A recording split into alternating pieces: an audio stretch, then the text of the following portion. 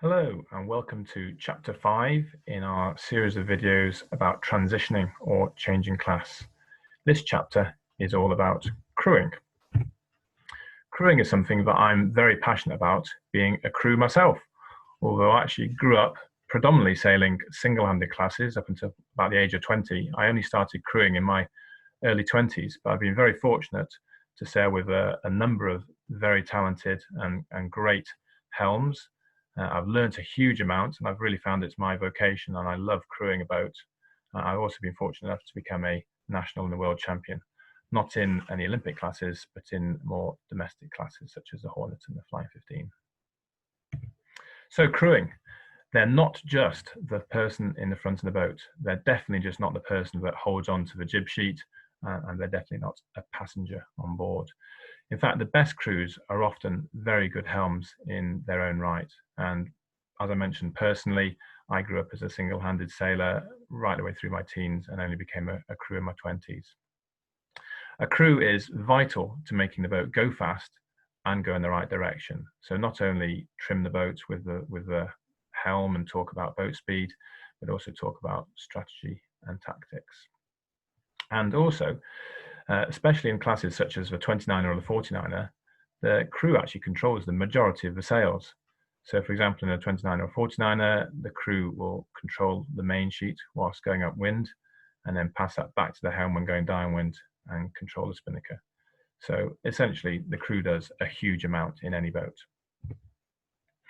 So there is lots to learn. As we've already mentioned, there's spinnakers, and especially if you've come from a single-hander, that will be a complete new thing to learn about. And whether it's an asymmetric or a symmetric spinnaker, there are a whole variety of things to learn about.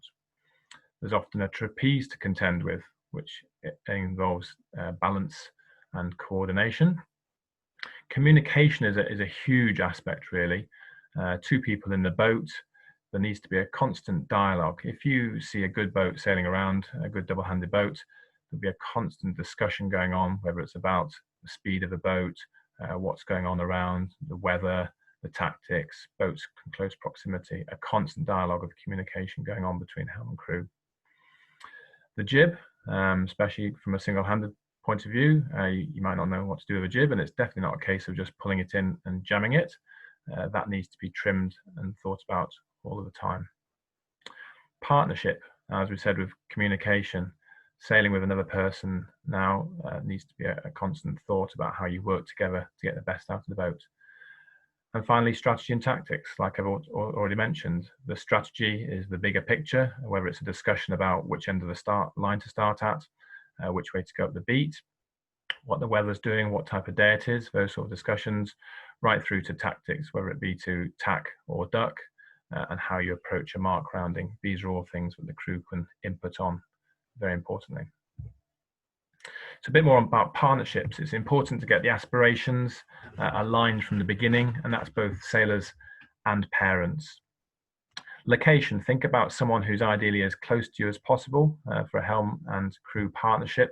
So therefore you can maximize your training and racing.